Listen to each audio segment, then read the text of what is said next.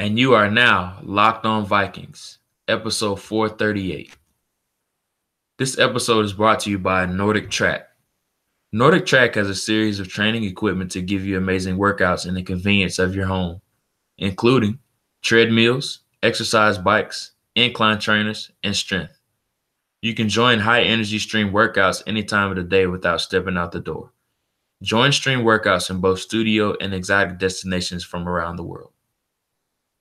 Workouts are led by the world's top personal trainers to ensure you meet your fitness goals.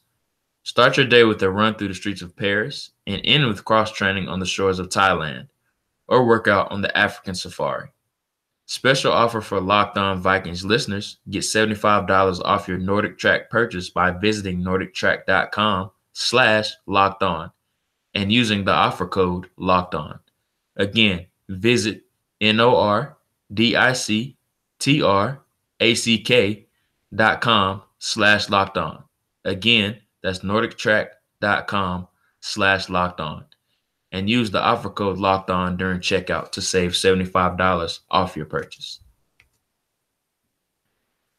Thank you guys so much for tuning in to episode 438 of the Locked On Vikings podcast. I am your new host, Jordan Reed, here on the Locked On Podcast Network, and I'm extremely excited. For those of you that might have missed the last episode with Sam Ekstrom and Sage Rosenfels, that was their final farewell episode.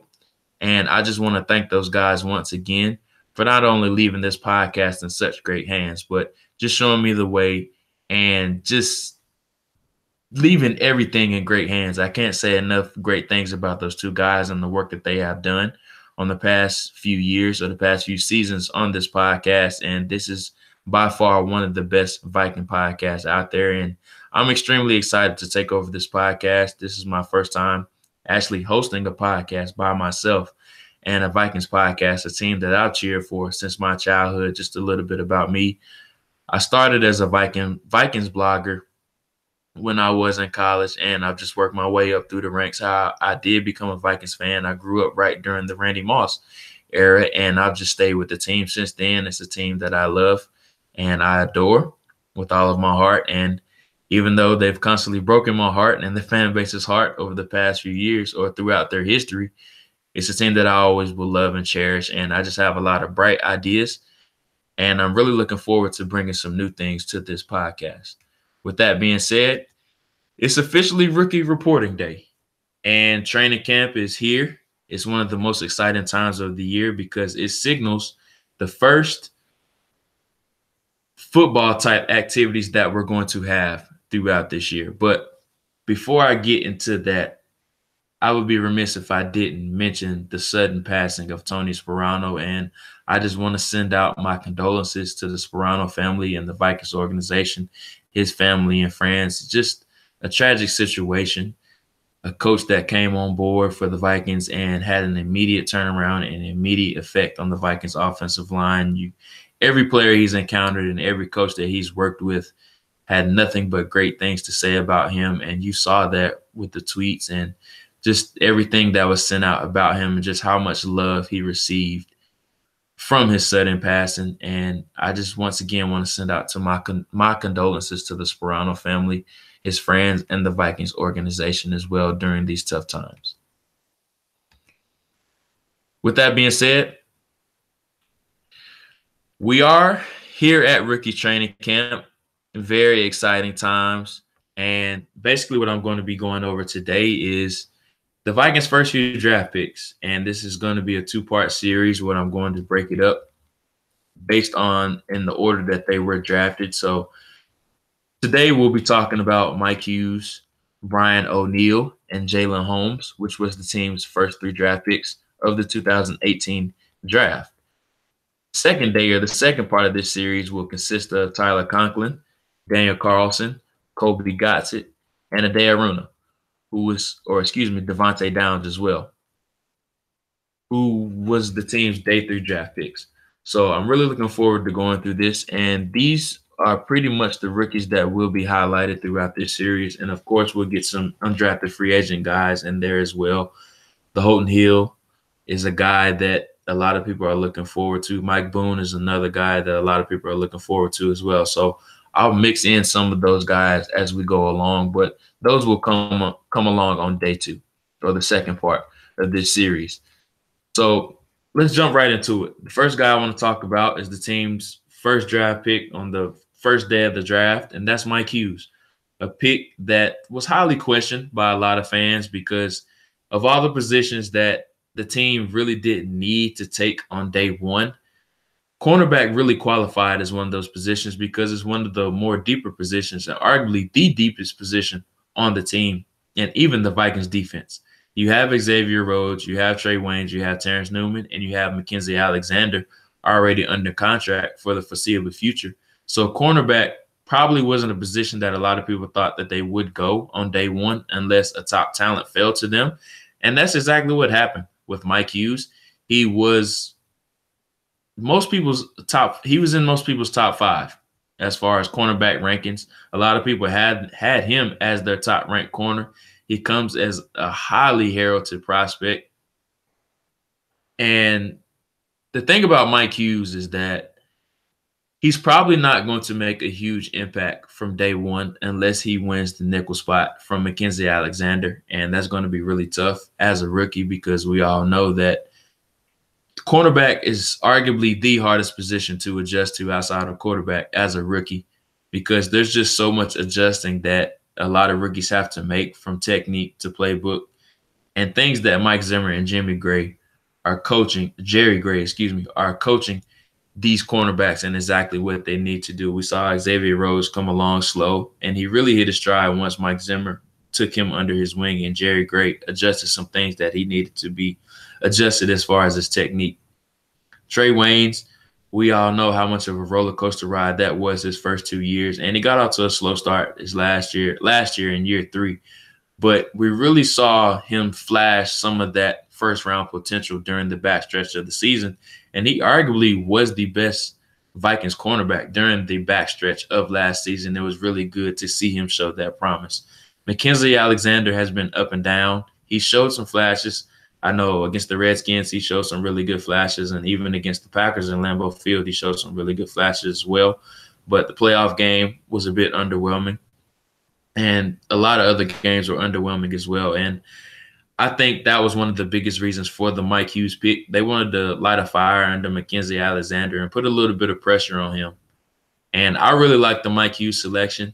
Now, we might not see a huge return on the investment early on because of how deep the Vikings cornerbacks are, but we may see him have an impact on special teams as far as pushing Marcus Sherrills to be that punt return guy, or even we could see him as the kick returner from day 1. We know the Vikings lost that with Jerick McKinnon now that he's gone to the 49ers. So the Vikings don't really have a day 1 kick returner. And I think that's an area where Mike Hughes can really make his impact from day 1. So I'm really looking forward to seeing what he can do and exactly how quickly he adjusts to the techniques that Mike Zimmer and Jerry Gray are teaching him, because that's something that a lot of Vikings cornerbacks, or even in the secondary period, that they've struggled with early on, not only the playbook, but just learning the certain techniques that they want to be taught. Now, I think Mike Hughes is a guy that has a very high ceiling. Yes, he's not your typical taller corner that Mike Zimmer likes to have, a la Trey Waynes and Xavier Rhodes, who are going to be your starters without question. And that's why I think they're probably sticking him at that nickel spot, because they want to see how quickly he can adjust to the NFL game, the speed of the game, the techniques that he's being taught. And that's also pushing Mackenzie Alexander as well. And now you're creating depth at the position with a guy like Terrence Newman, who can have that flexibility. If Mike Hughes shows that he can be reliable, now you can use Terrence Newman not only at cornerback, but you can use him at safety as well. So now they're creating that depth, not only with the young guys, but they have that old reliable veteran as well. Moving on, the next guy who the Vikings selected with the 62nd overall pick in the second round was Brian O'Neill, the offensive tackle out of Pittsburgh. Another highly, highly debatable pick among the fan base.